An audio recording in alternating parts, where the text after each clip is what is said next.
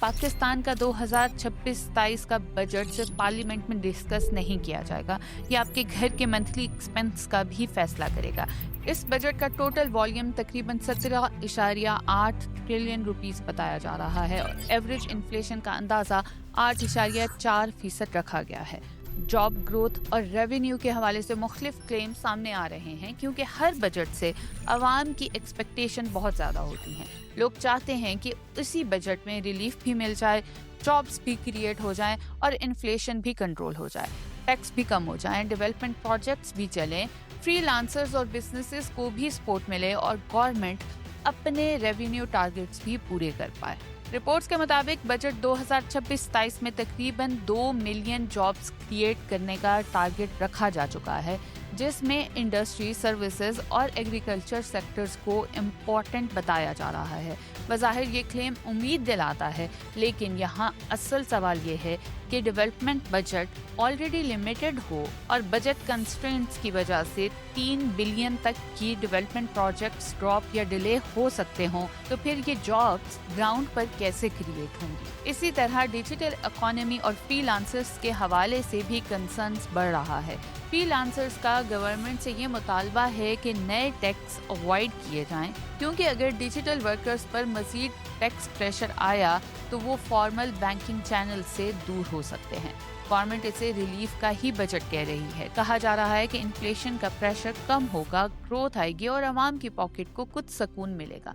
लेकिन असल सवाल ये है कि क्या वाकई ऐसा होगा, क्योंकि इसी बजट की सबसे बड़ी रियलिटी उन प्रोमिसेस में नहीं छुपी जो स्पीचेस में किए जा रहे हैं, बल्कि उन नंबर्स में छुपी है जिन पर आम आदमी की नजर ही नहीं जाती। अब जो टैक्स देते हैं, जो पैसा petrol, electricity bill, salary, mobile load और रोजमर्रा शॉपिंग पर आपसे लिया जाता है, उसका बड़ा हिस्सा ना नए स्कूल्स पर लग रहा है, ना हॉस्पिटल्स पर, ना जॉब्स क्रिएट होने पर, ना रोड्स पर, बल्कि ये पैसा क्वाइटली उन लोन्स के इंटरेस्ट में दिया जा रहा है जो कई साल पहले लिए गए थे। यानी बात वहीं आ जाती है कि जो पैसा आपके आबाओ अजदाद ने लिया था, उसका कर्ज आज आप चुका रहे हैं। यानी आज आप जो अर्न करते हैं, आज का टैक्स देते हैं, आज की इन्फ्लेशन बर्दाश्त करते हैं, लेकिन पेमेंट्स उन डिसीजंस की जा रही है जो माजी में की गई थी।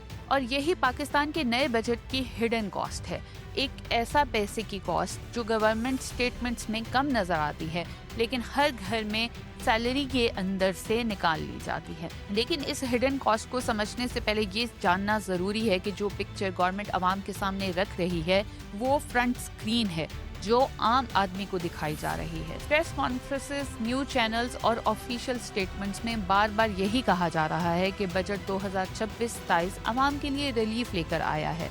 बताया जा रहा है कि ये ग्रोथ, स्टेबिलिटी बजट और कॉमन पीपल की आसानी के लिए बनाया गया है। सबसे बड़ा पॉइंट क्या हाईलाइट किया जा रहा है? इनकम टैक्स में चेंजेस। सैलरी क्लास के लिए टैक्स अजम्पशन लिमिट बढ़ा दी जाएगी, यानी अगर आप सालाना 6 लाख रुपए तक अर्न करते हैं तो आपको इनकम टैक्स नहीं देना पड़ेगा। इसके अलावा कुछ मिडिल इनकम ग्रुप्स के लिए टैक्स रेट्स भी कम किए जा रहे हैं। अब जाहिर है सैलरी स्लिप पर थोड़ी कम डिडक्शन देखना किसी भी एम्प्लॉय के लिए एक रिलीफ जैसा महसूस होता है। जब महीने के आखिर में पहले ही school rent, bills, groceries, fees और पेट्रोल का प्रेशर हो तो टैक्स में थोड़ी सी कमी भी साइकोलॉजिकल रिलीफ देती है। रिपोर्ट्स और बजट नोट्स के मुताबिक कई मुलाजमीन के लिए 10% तक सैलरी इंक्रीज रखी जा चुकी है, जबकि पेंशनर्स के लिए 7% इंक्रीज दिए जाने की बात हो रही है, ताकि वो इन्फ्लेशन के प्रेशर को कुछ हद तक हैंडल कर सके। बज़ाहिर तो ये सब पॉजिटिव लगता है, एक तरफ टैक्स में कुछ रिलैक्सेशन, दूसरी तरफ सैलरी और पेंशन में इजाफा और साथ ही गवर्नमेंट का क्लेम कि इकोनॉमी अब रिकवरी की तरफ जा रही है। बजट में 4.2% जीडीपी ग्रोथ का टारगेट भी रखा गया है, जिससे ये इंप्रेशन दिया जा रहा है कि मुल्क की मईशत बेहतर हो रही है, बिजनेस एक्टिविटी बढ़ेगी और जॉब्स की अपॉर्चुनिटीज पैदा होंगी। ये एक केयरफुली क्राफ्टेड मैसेज है। इस मैसेज का मकसद ये है कि आपको महसूस हो कि गवर्नमेंट फाइनली आपकी मुश्किलात को रिकग्नाइज करने लगी है। आपको लगे कि जो प्रेशर आपकी इन्फ्लेशन, बिल और डेली एक्सपेंसेस में फील कर रहे थे, उसका जवाब बजट में दिया गया है। लेकिन असल क्वेश्चन यहाँ से शुरू होता है, क्या ये वाकई एक रिलीफ है या सिर्फ एक लिमिटेड रिलीफ है? जो सामने दिखाया जा रहा है, जबकि असल बर्डन कहीं और छुपा हुआ है। क्योंकि बजट को सिर्फ सैलरी इंक्रीज या टैक्स रिलीफ से जज नहीं किया जा सकता।